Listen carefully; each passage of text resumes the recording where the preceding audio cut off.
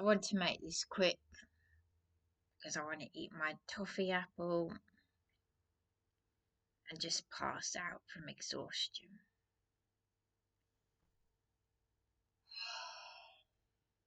Oh, I don't know why I can't live stream. The thing isn't working. Well, that was interesting. I've went into town. I've got a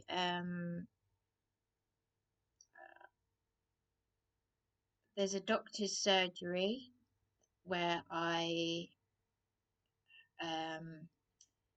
given them my application form, and I can make an appointment tomorrow. And basically, I got a ring at 8 a.m. and just spell it out for them. I've got the letter from Adult Social Care. I've got Dr. Webborn's notes. I will let the court know what's going on. I'm very frightened. I'm extremely vulnerable. I'm going to I'm going to say everything. I'm going to go and meet a politician up in London if it's the last thing I ever do on this earth. And yeah, I'm going to lay it on thick. I'm going to take my dictaphone with me, play them the recording, tell them about the ward review recording, all of that stuff, everything, absolutely everything. I know exactly everything that I will say. Of course, the number one thing being that this landlady that's in contempt of court has never been arrested. She's got my valuables, my late father's inheritance, tell them about SDR living, tell them everything. As I've just met a man who's been a victim of similar things to me. He's now an investigator. He showed me his card. And he said we should go to the Meridian News. I don't trust any news. I could have sued the Herald. I was going to go to the Herald, and the Herald libelled me. Do you know what they said to me before they libelled me? They said, we don't think it would be good for you because you're a vulnerable person. And then they libelled me. They put my life in danger by libelling me. Anyway, there's so much corruption. He knows about Marion. I want to find out where Marion has been locked up, where she's been, because apparently, according to her neighbour that I spent quite a long time with, she was committed. Because of course, like John Patterson of the Royal Commission. Actually, that's something I forgot to say to that lady earlier about John Patterson. No, I've met the daughter of the redhead witch who harassed me and Greg's, and she is lovely. She looks like I didn't tell her that her mother is a redhead witch, but she knows because she's a very dangerous woman. She knows her mother worked as an auxiliary nurse. She didn't work in the office at Sussex Partnership in Worthing. She was like an auxiliary nurse who goes round to psychiatric units, and she's going senile and she's attacking vulnerable people. She attacked an autistic young lad in Greg's, and she's even assaulted. She scratched someone's arm. I said, I'm sorry. You're a lovely person, but your mother is dangerous. So I've just had a very interesting time because she knew about the incident that I was talking about. Because I said to her, "Oh my gosh, I thought you were that woman." She said, "You're talking about my mother." I said, "Oh my gosh," because she's got the same haircut and and it's the same hair color, but she's nothing like her mother. She's a typical victim of a narcissistic mother, so much so that she suffers with mental health, of course. They've said, we can tell when you've been in Greg's, it's not good for you to be near your mother, and it's now affected the family members. Her grandson, one of her grandsons, has said, you're not my grandmother. You're a horrible, horrible old woman."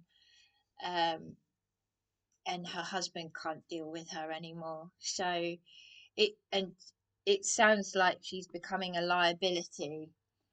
Um, but she found it interesting that I walked past Greg's, and I kind of avoid Greg's, but also I'm not afraid to go into Greg's as well. But she was really interested to hear about what happened that time, because obviously I complained to head office and I got my £15 apology from Greg's head office, just like the actress who she did the voice of one of a character from, it was either Stingray or Captain Scarlet, I think. The puppet show that was like Thunderbirds. Well, the elderly actress found a tooth in Greg's pastry. This is in the Eastbourne Greg's. And like me, she got a £15 apology, and I got a £15 apology because of this woman's mother. Because she said, "Well, what actually happened?" I said, "She was sinister. I didn't know who she was. She just started attacking me." And I said, because she didn't get a reaction from me, she wanted to upset me, and I know how to deal with narcissists because I've dealt with them all my life. The security guard was on my side. He said the way she behaved was as if you'd come at her with a knife. I said, "No, she just started harassing me." "Mind my coat with your cup of tea. You got the help, you did, I know." I said, "Breach of GDPR." I said, "How would your mother know this stuff then?" I said, "All these gossipy people in Eastbourne. But this is what she's like." I said, "Yeah, when you walk into Greg's," I said, "you can hear her voice above all the other voices." And it's just like, but yes, no, apparently she attacks other people, and apparently she was physically abusive to this her daughter. The daughter who I was speaking to earlier was saying that she had an affair with her stepfather, and she was physically abusive to her stepfather. So yeah, I said, what I said, "How is it that someone, with all due respect, like your mother, can be put in a position where she's caring for vulnerable adults?" Because it was Jesus Loves You Peter who then, he was affected by it, and then he was like, the next time I saw him, he was all demonic, saying, "You don't love Jesus." Then the next time I'm seeing him, he's like, "Hello, Bryony, Jesus loves you."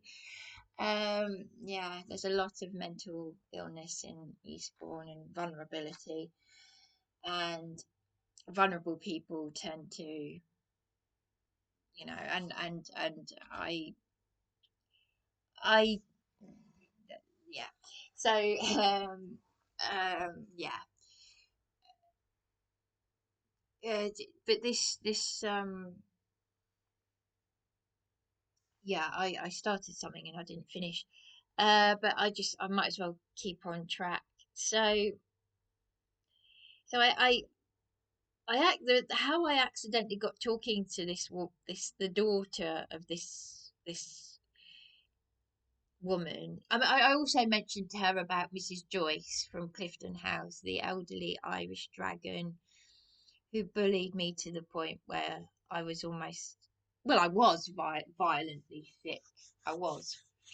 I wasn't almost, I was violently sick because of the bullying. And I said that was over 20 years ago. And I said, you go from a caring role to actually getting to a point where you go into a psychiatric unit where they're supposed to help you, and the abuse you get is worse.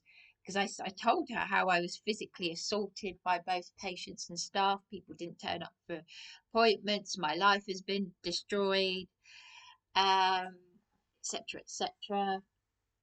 And of course, you've got these, and I said to her, I said it's interesting because one of the nice nurses in the psychiatric unit, in this is the Eastbourne unit, um, she is said, "Oh, I know who you mean. I heard she could be a bitch." Talking about the Irish dragon matron, the elderly Irish matron, because that Irish matron had a sister. Because you know how you have matron and sister. The sister was like a clone of the matron. So, and we know what Irish women can be like when they're angry. I do anyway. um, and yeah, so and I said that one of the ladies from a local beauty parlour, I won't say which one, but she's in her 50s now, but she was bullied by Mrs. Joyce when she was a teenager. And when I said to her, she died of cancer, she said, good. Now, I would never say that, even if someone is evil, because um, I cried to hear that Rolf Harris got throat cancer. No, not even evil people should, you shouldn't be rejoicing in someone. Anyway, um, but um, but I do believe in the wrath. The wrath of Yahweh is real. This is why you want to be very careful about what you get involved with and what you say and what you do, because you will reap what you sow. I know there is still that thing of good things. Why do terrible things, horrific things happen to good people? Why did these things happen to my mother and me? Why? Well, you know, but you know, I've got a better understanding of what it's all about, us suffering, and why we're put through what we're put through. He saves his toughest battles for his strongest soldiers. Um, but anyway, yeah, no, I just happened to go into Greg's, and this chap, I've seen his face around, you know what Eastbourne's like. And he complimented me on my looks, and he said, Angie said, you're a nice lady and all that. And I said, oh, thanks. And they just came over and chatted, and then I didn't, I said, oh, I've been through a lot, but I didn't feel like listening. And then he started talking about himself. I can't really take in other people's. When he said he had a criminal background, now the thing is, I don't know what it is. I don't know why, but I seem to treat. I don't know why. I don't know why. People, the kind of people that I would not be friendly with because they've had a criminal background, or I don't know what it is about me. I don't know why. I don't know why I'm like this, particularly with men. Um, the funny characters club, I don't know. It's just something about me, and I want I think, I don't know what it is. I think maybe because I don't want to discriminate. I don't. I want to. Trying to understand people and the people's psychology and work people out and treat everyone the same. Um, but it is a bit concerning. Because what happened was this chap, and I'm going to be very careful what I say. I'm not going to say his name, and I'm not going to say the name of the daughter because what happened was he did say he'd had a criminal past, but he was um abused and neglected as a child, and he fell into, so this is why I don't, judge people in that sense. So but this is also where I have to be extremely careful, because then I can say I'm too nice, and this is how I get into a lot of problems. And this is why I want to keep away from people. I have to keep people at arm's length, unless it's obviously, I'd have to really be able to trust someone to have them, you know.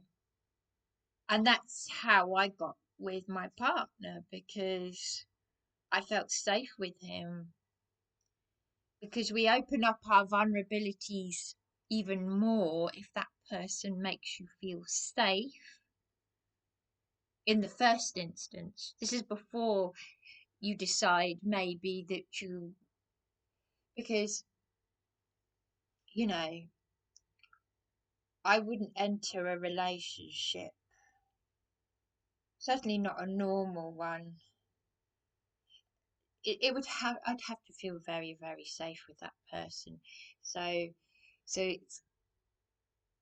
it's because my partner has got something unique about, different, set apart. If I feel he's set apart like me, because the problem is I get talking to vulnerable people, but the wrong kind of vulnerable people, people that I don't want to be around. And I don't mean that in a nasty way. I mean, I don't want to be around people who've had a criminal past. And I that's not because I have anything against them. It's just not good for me to be around someone, because I have not come from a background like that. I've had a very extremely middle class background. Not just middle class, I've been brought up extremely well, and extreme vulnerability as well. It's not good for me to be around.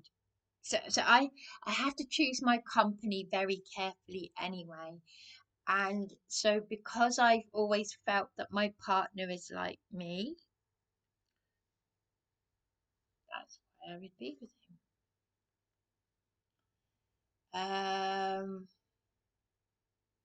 So I've just been with someone though that I'm just thinking, ew, because what happened was, so I got chatting to him in Greg's, and then this, and then I mentioned the red-haired witch, so to speak.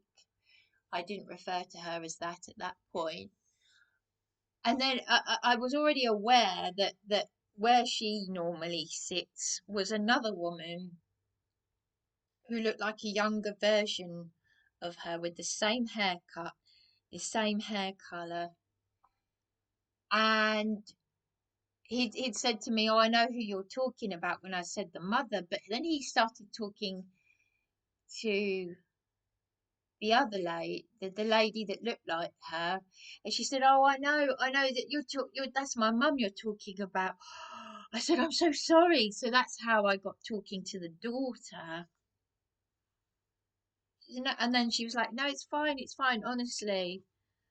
I said, "Oh," But I let her know the severity of it because I was actually going to make a YouTube video where I was going to ring up the Worthing Sussex Partnership and say, have you got this woman with this name working here in the office?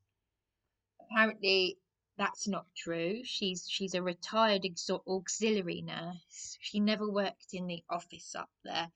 Well, the way she worded it to me is as if she worked in admin, which is very serious because harassing someone vulnerable when you claim to work in admin, that's a breach of GDPR. I mean, it's just demented anyway.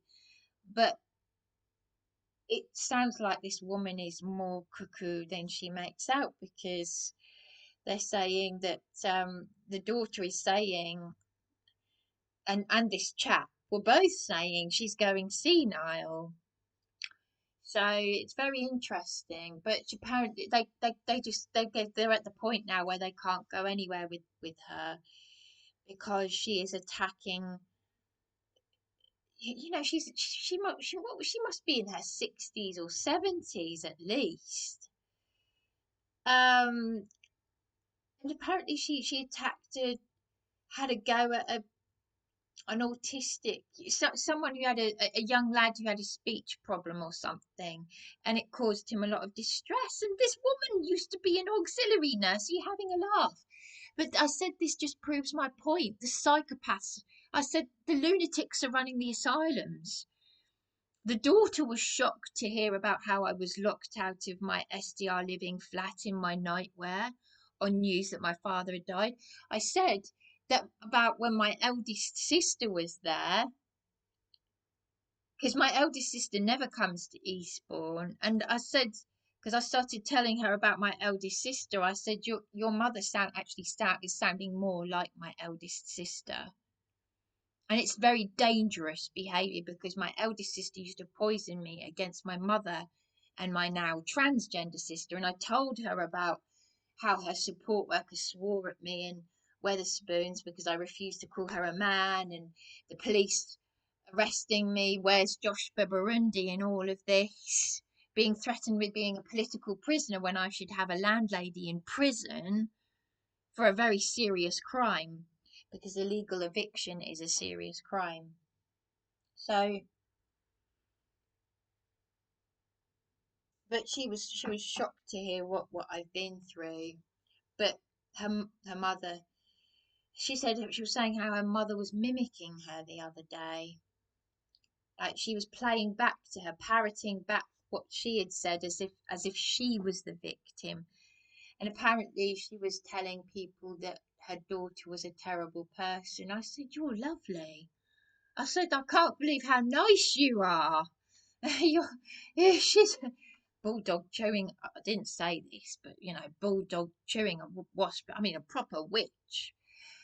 But yeah, it is very demonic. But I said about my father and my sister, and I said how my father said on Facebook that his father beat him, and he's doing the same to my eldest sister. It's passed on. It's generational curses. So, um, you know, it's really good to get this all out though, because it sort of makes a little bit teeny bit more sense now. But she was saying how autism is running through the family on her mother's side. So, but I said, "Is your mother?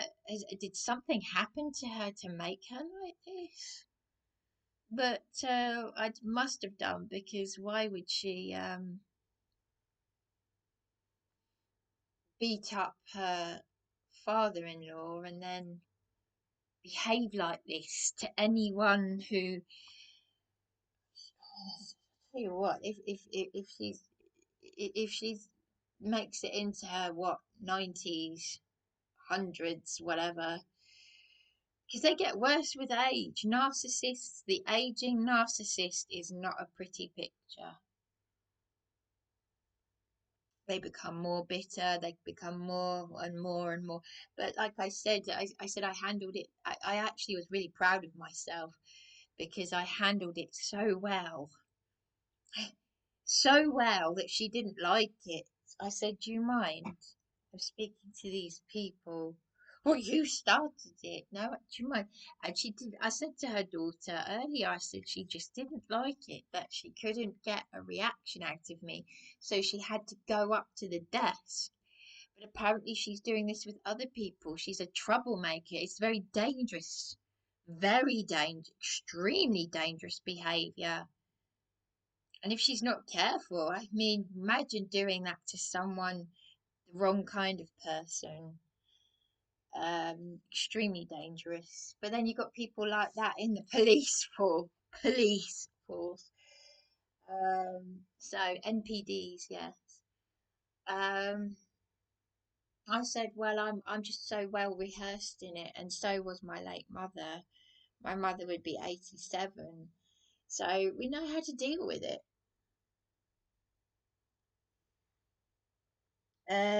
But the man, I tell you what's really concerned me is that to say goodbye to the daughter and her son, who she said me and my son have got autism, and we think she has as well, the mother, the evil mother. But you see, the thing is, without going into it, a psychiatrist said in the psychiatric unit that it's not a helpful diagnosis. It's not, because did you know that actually every human being is on the autistic spectrum? Because, as with everything, it's a spectrum. Every single human being is on the autistic spectrum, and it's not going to be helpful. You need to get to the root of the problems in your family. If there's trauma, if there's PTSD, because a lot of these things are comorbid. What is it that's causing that? Why does my sister, my middle sister, feel that should have been born a boy? Is it because my father wanted a son? Because he ended up with three daughters, he wanted a son. I don't know. I don't know. But it is actually, we, the locum said we needed trauma-based therapy. So why have I had nothing but trauma, and why have they turned my sister into a man? Where's our trauma-based therapy? You know, turning my sister into a man, beating me, threatening me with prison because I won't call her a man. That's trauma-based therapy, is it? Really? Because the locum said that me and my now transgender sister need trauma-based therapy. DID. I knew it was DID before I even knew she'd been diagnosed with a dissociative disorder, because I describe the symptoms. I don't go in for labels. I don't take $1 billion industry of pharmaceuticals. I'm not taking any medication. I'm not taking anything. I need something for my insomnia. I need iron infusions. And this is what I need to tell the doctor, because I'm struggling going up and down the stairs. And I'm going to have nowhere to go in a very short space of time. And then what? So, yeah, with the landlady in contempt of court for 15 months. 15 months. 15 months ago, she illegally locked me out. So anyway, so this chap, as he was going on about, he did say some things that were a bit disgusting.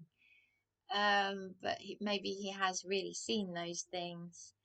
And I didn't know that Wayne Couzens' mother was a school teacher, so nothing should surprise me. But this chap, um, so I was going to say to him, because I really wanted to, I'm shattered now, it's coming up to 10 o'clock. I wanted to be back here hours ago. Basically, as I was chatting to him outside the Arndale Beacon, I'll always call it the Arndale because I remember it from the 80s. As I was chatting to him outside, this woman, Kate, said something about, excuse me, is your name, your name, something about, is your name, is Christos, is it? Oh, yeah, I know you from somewhere or something or other. He didn't know her, but he felt uneasy. He was very uneasy about it. And then these two black guys said, I know you. I've come from Brighton. They came from Brighton. I know you. Yeah, you're a paedophile, aren't you? You're a dirty old man, aren't you? And they were saying to me, gesturing to me, oh, you want to be careful of him. He's a paedophile. And he said, you stop that now. I will report you. And I was like, what's going on? Oh, I thought, oh no. And the thing is, the chap that I'd been with, who knows the daughter of. Oh, by the way, that's the thing that annoyed me. I said to him, "Why didn't you tell me that she was her daughter?" It's no uh I started to obviously feel uneasy because he's got people shouting at him he's a paedophile.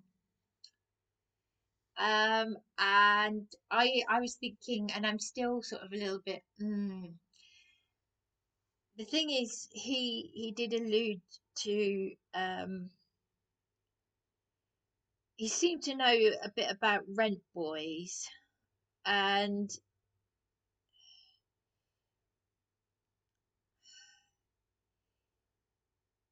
I think he alluded to being, well, I didn't think that he was gay, homosexual, because I thought he asked me if I had a boyfriend when he first. Then he does come off as a little bit camp, unless that's just like me, because I'm camp, you know, a bit like that. Um, but he said that he was raped quite recently, but he also said that as a boy, he was abused in some way, and I know that men who have had that happen to them as boys, they can grow in up to uh do things like, you know and he did seem to go on the subject. He did seem to have a thing about the subject of rent boys. So I thought it was rather odd that he suddenly now had these strangers saying, oh no, I've seen a, yeah, you're online, you're in the on. I thought, what? um Now, he hadn't told me at this point that he's been slandered on Facebook as being a paedophile. He said you're like me because you've been exploited, because I've been libelled in the Herald about me beating the police. But I am a genuinely vulnerable woman because I'm a rape victim, and just a little bit wary because I'm so nice. These things happen to me because I'm so nice to people. I've got a too nice thing, and that's why people, both men and women, take advantage of me. So, generally speaking, people in general take advantage of my vulnerability and my good nature.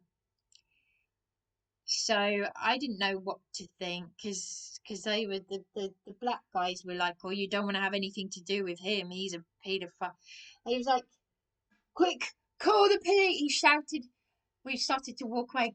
Let's go, call the police, like this. So he got his phone out And I said, why don't you tell them that you're an investigator? Because he's got a card, like an ID thing. He said, it's okay, they know me, meaning the police. He's not an informant. He's some sort of an investigator. He did a course. He won't work for the police because obviously the police they're all thuggish. They're everything that's criminal. But he said he rang the police and he said, my friend here, she's vulnerable. He gave my name to the police, so they'll know who I am if they look me up, if they bother to. He said she's vulnerable and homeless, and she looked a bit scared. Oh, this is exploitation. Because apparently this all happened a couple of weeks ago. He's been in the YMCA, which is a horrible place. It's like the Salvation Army. It's like all these homeless places. SDR Living. Go on their website. It looks like a lovely place with a waterfall and a kingfisher. And the managing director locked me out. They had the same Scottish night porter thug. Oh, and Eastbourne is that small that we both seem to know the same chap who was at the famous Linwood Saffron before I went back there when they rebadged it, when they polished the turd as SDR Living. Because the chap that we bumped into, he said, I remember him saying of something very, very funny at the time that he'd flooded the bath, told the Scottish Basil Fawlty, who came up with a bucket of water. Like, how is that supposed to help? And I just burst into hysterics. Um, yeah, they're all. This is what I mean. Lunatics are running the asylums. I mean, you go to the staff who are trained to deal with complex needs. I need to speak to the mental health nurse. My father's died. Don't speak to a mental health nurse. And then he gets sacked for turning up drunk. They're locking me out of my flat on news my father had died. I mean, come on. I've worked so hard as a carer to have these lunatics do this to me. Seriously. I can't wait to talk to that politician up in London because he was born in Eastbourne. So, yeah, I'm just a little bit concerned because this chappie that I was speaking to earlier, um, like I said, he's been very badly libeled online. Well, he could actually sue. You can actually. I was looking up his name to see if I could find anything about him. I can't find anything. Um, I've forgotten what his surname is, um, as I was googling him, trying to find something on him, it said that there are lawyers that do actually um help sue if someone has wrongly called you a paedophile because that is endangering a vulnerable person. It's very, very, very serious. I hope the police took it seriously, and I hope he is telling me the truth because I don't want to have anything to do with anyone dirty or dodgy. Or I didn't like some of the things he was saying, but bless myself. I know that some of these judges and politicians do some of the most disgusting, vile things to children. We were both talking about corrupt lawyers. He's heard of Marion. And like I said, I'd like to know where Marion is, where she's been detained, uh, sectioned, whatever. I'm not sure about her neighbour, as lovely as she was. I just don't. I'm very wary of people. I'm very, very, very, very wary of everybody. But then I let them know about my YouTube channel. Anyway, while I'm just going to finish on this note, I was looking for something to do with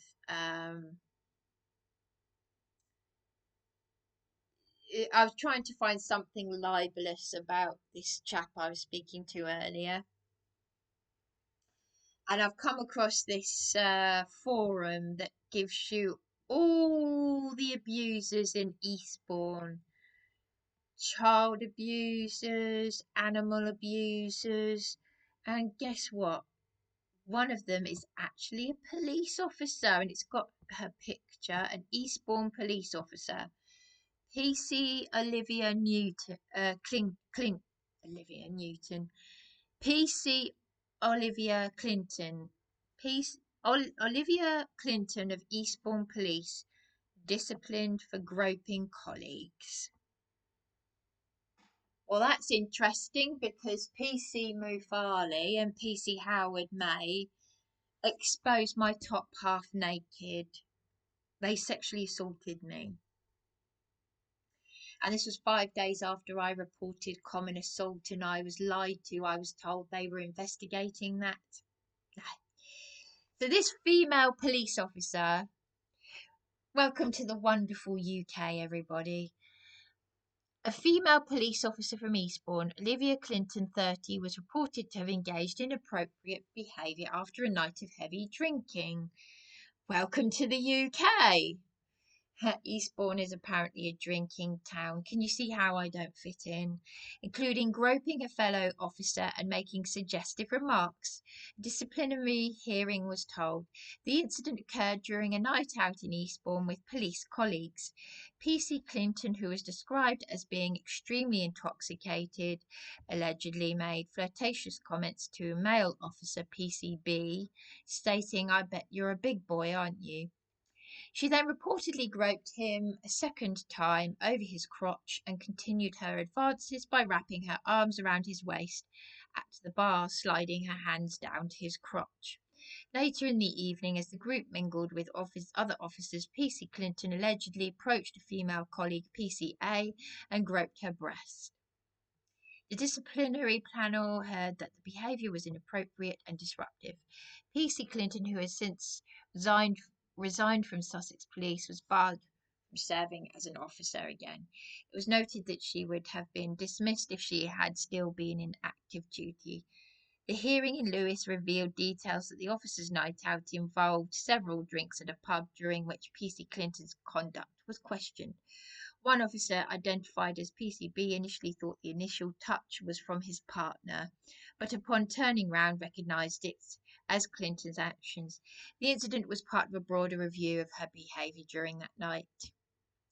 It's interesting that because I had several females rub my breasts and my crotch, and I'm a rape victim.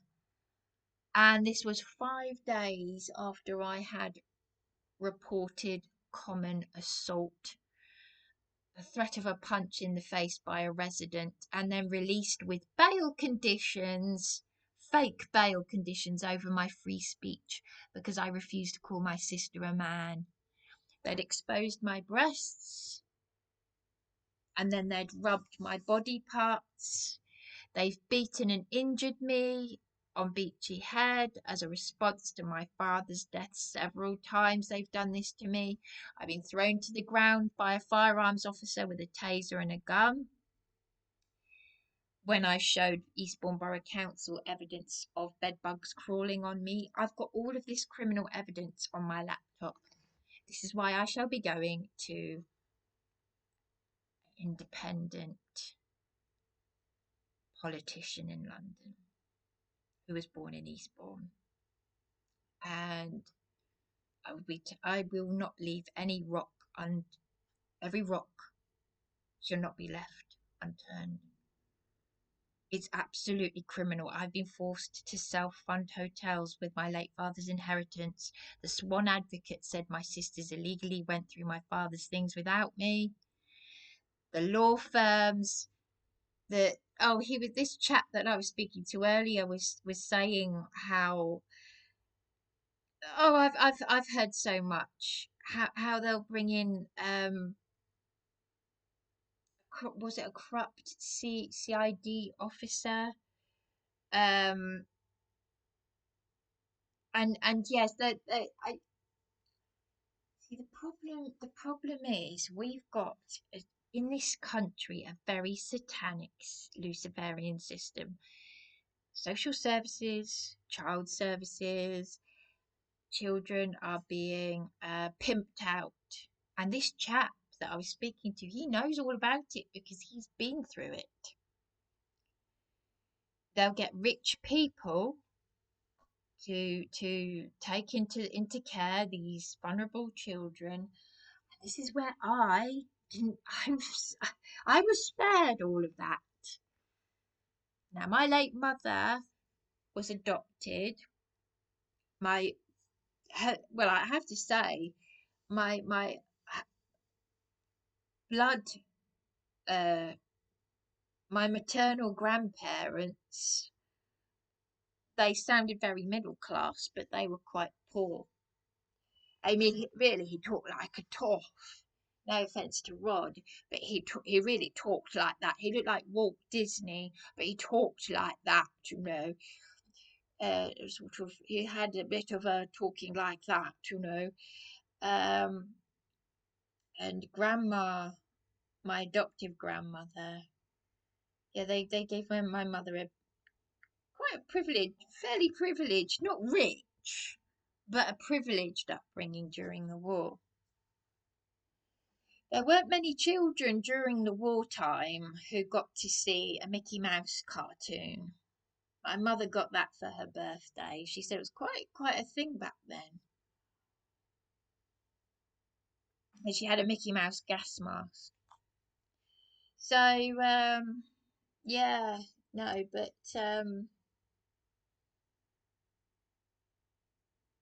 but we know that there's the trauma, the trauma of the generational curses and all of that. I could had things spiraled out of completely out of control if my mother had not.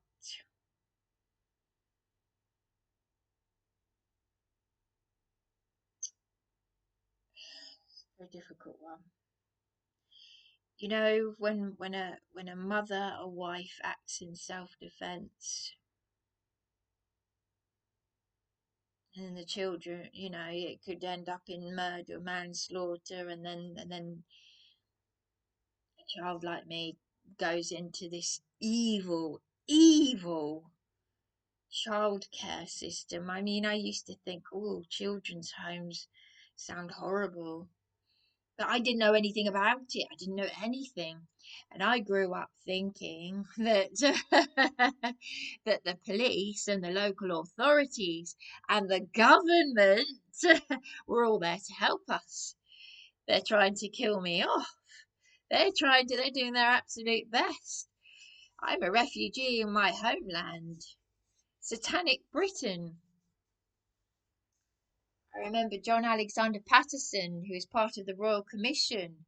He showed me the legalese documents he was exposing fraud, theft, money laundering, and baby organ harvesting on the NHS. And he said, go and have a look at the video, Satanic Britain, and they'll show you the Queen doing a druidic satanic ritual before she became, I think it was before her coronation, or it might have been just after her coronation, but it involved the Archbishop of Canterbury at the time. This is back in the 50s. And if just think, if my mother had known this, My mother did an amazing painting of the Queen for her coronation in 1952. And my mother and my middle sister, my transgender sister, they were both very talented. They could paint people like a photograph. So the painting my mother did of the Queen, it looked like a photograph. That's how good it was. And so my mother was only 15 at the time. Bronya, my middle sister, was very good at make at um, drawing from making drawing people as they look like a photograph, whereas I just draw from imagination. I can't draw, you know, people to look how they actually look, you know. But my mother got a reply from her lady in waiting. The Queen says, "Would you thought you might like to keep your painting?" So Mum kept the letter from.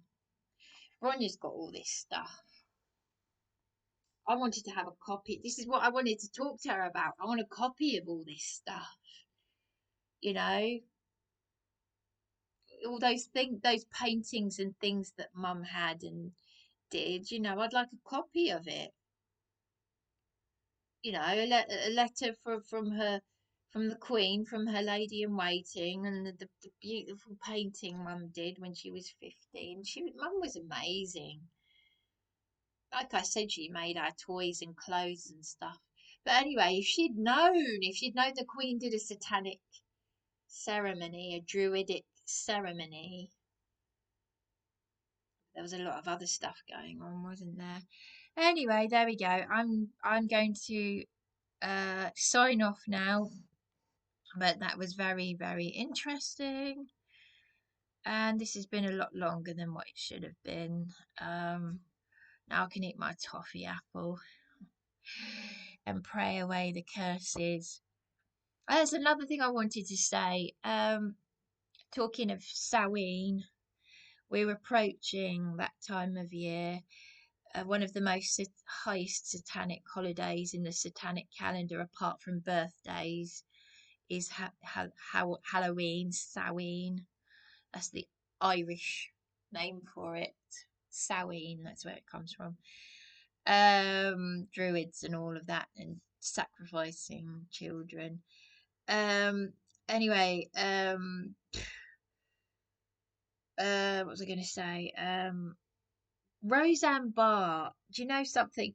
I've seen some clips of Roseanne, and I forgot about just how horrible the Halloween episodes were. I watched Halloween. My mother and I watched Roseanne back in the 80s and 90s, and the Halloween episodes were horrible. So it's kind of ironic that Roseanne Barr is exposing satanic ritual abuse and MK Ultra in Hollywood, but on her own show that she will have directed herself, why did she get Dan, played by John Goodman, who played her husband, to pretend to have his guts hanging out, and she's got a knife and blood and some of those Halloween episodes. And they got the children to do some horrible things as well. Like Darlene pretending to pull her friend's head off and pretending to terrify um, Roseanne. And it's really disgusting. It's disturbing as an adult, let alone a child. And you know something? I actually think that the haunted house, that's no longer there now, but I think the haunted house at Thorpe Park. My mother was born in Surrey. So was Darren.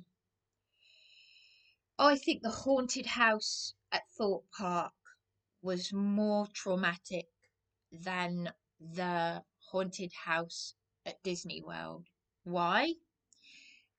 Because it was absolutely, it's a very English British thing to make things gory. It was like the London Dungeons. I was 5 or 6 when I went to Thorpe Park and when I went to the London Dungeons. And I only went to the London Dungeons because Tanya made me go there.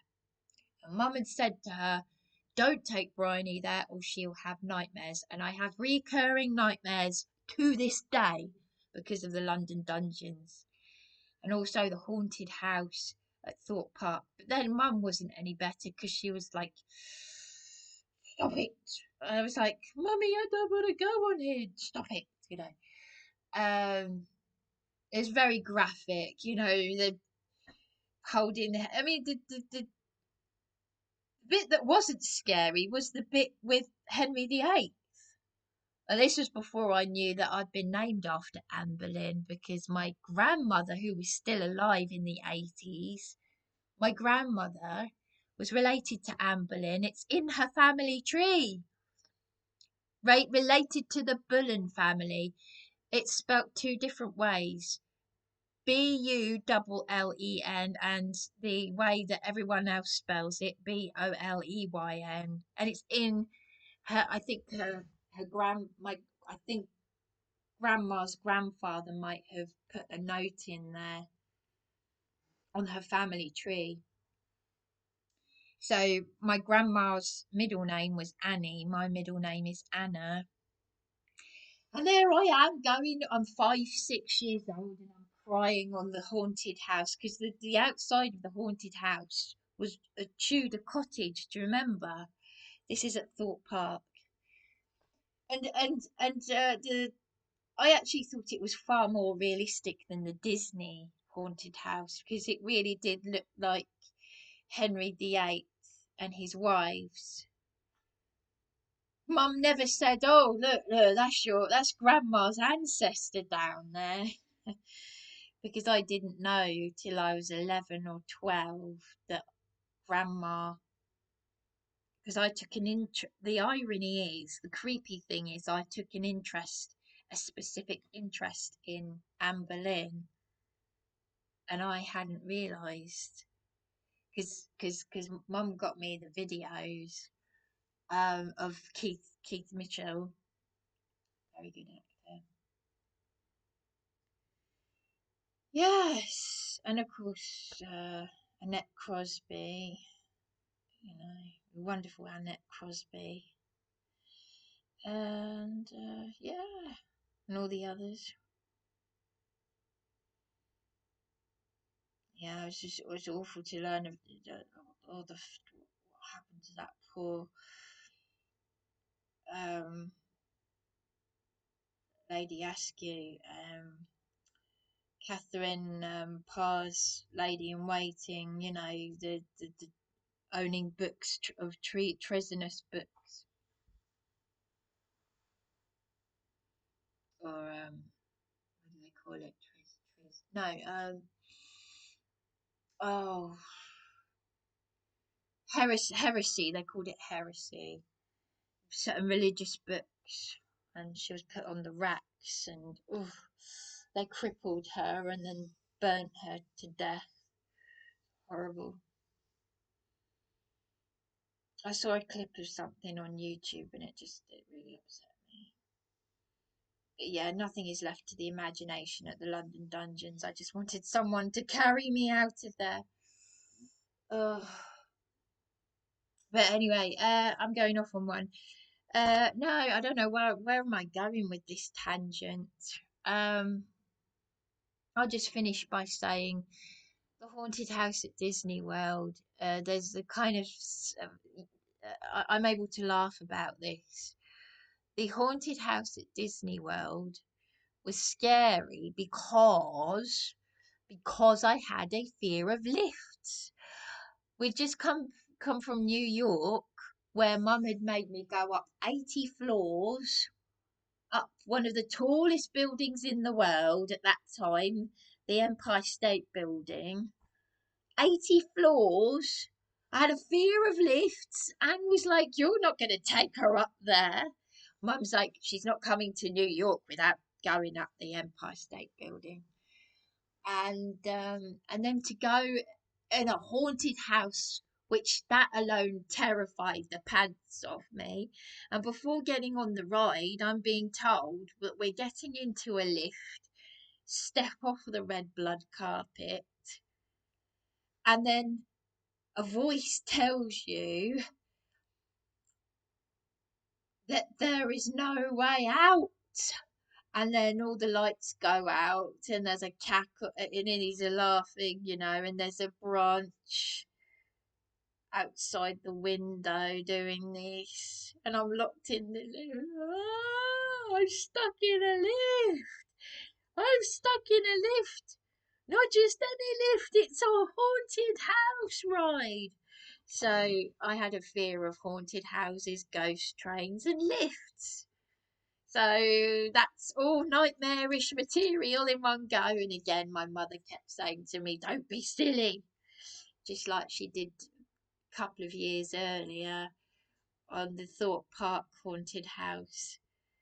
But like I said, the thing about the Thorpe Park haunted house was the fact that it looked like a real Tudor cottage. And I love Tudor cottages. And I romanticise about Anne Boleyn. But oh my gosh, have you been to Hever Castle? There's a torture room. Yes. Oh, yes, we used to romanticise about it. My mum was going to make me an Anne Boleyn costume. I even wrote to Jim will fix it. Like we were romanticizing about it, and yet the trauma is there.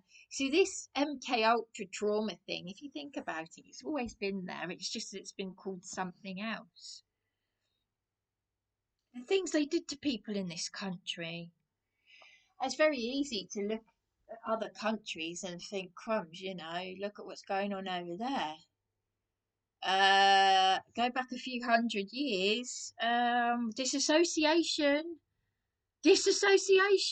People were watching people being burned and boiled and stretched and hanged and cut apart and things I can't even repeat. I can't even repeat.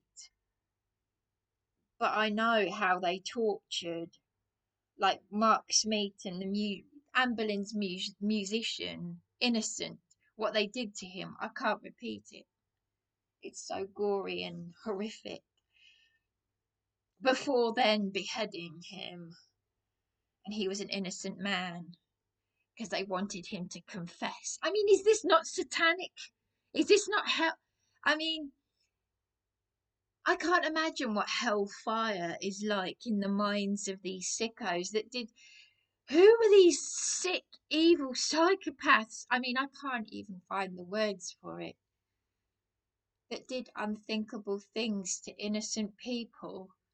A lady in waiting who owns a religious book that's considered heresy. I mean, just look at what Eastbourne Police did to me. Look at what Eastbourne Police did to me. I even made a YouTube video saying I love my sister. And the psychopaths are trying to invert it. They're questioning me. You know what? This is not that different to what happened to Anne Boleyn, because what did they do to her? In court, a court of men, that brave, tall woman, she was tall and striking, just like me. Tall for a lady of her time, because they were short ladies. But she stood up to those men and she said, I love my brother. Doesn't any one of you love your brother? Because these sickos were saying, I mean, my lady Rochford. No, it's not my lady Rochford. Yes, it was my lady Rochford. Who was her lady in waiting at one time, was married to her brother, and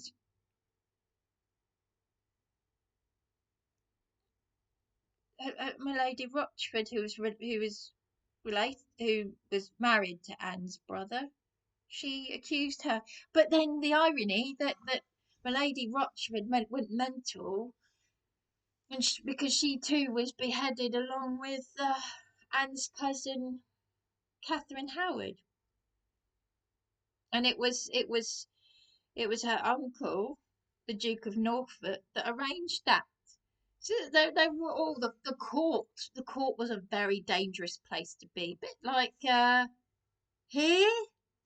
Does this remind you of anything? Gossipy, gossipy. What have I been talking about earlier today in Greg's with her daughter? Gossipy, gossipy. It's no different to the court of Henry. Gossip, gossip. It was a very, very dangerous place. The court. Men were like Freemasons. The nobility alone spoke for it. Do you know something? If you wiped the arse of Henry VIII, you were considered to be it's a very honourable position because you had the king's ear. You could be wiping his bottom and he's got your attention. Yeah? So it means you can get favours and things, And this is why Henry's Will Sommers was Henry's fool. The fool, he was like a jester, like a court jester. He used to make him laugh and say silly things. Is that too? He was very close. What did he call Henry? Cousin Al. And Catherine Howard didn't like him. She wanted him whipped and banished. But anyone who had the king's ear, if you got to wipe the king's bottom, and really, would you want to wipe Henry's bottom?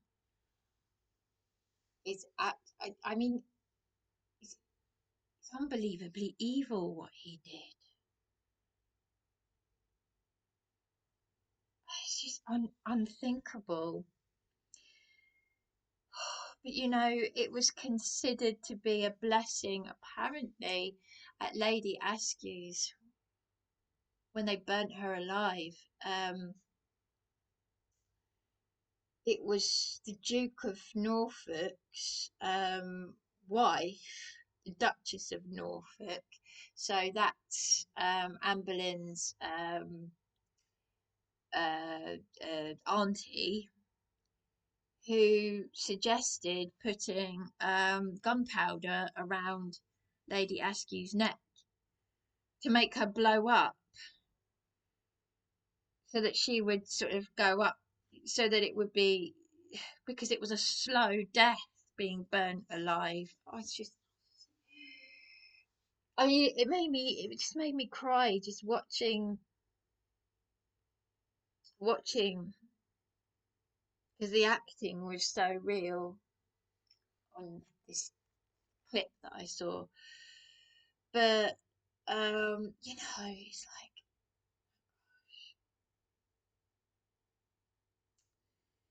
yeah, but well, it's like what I said before, and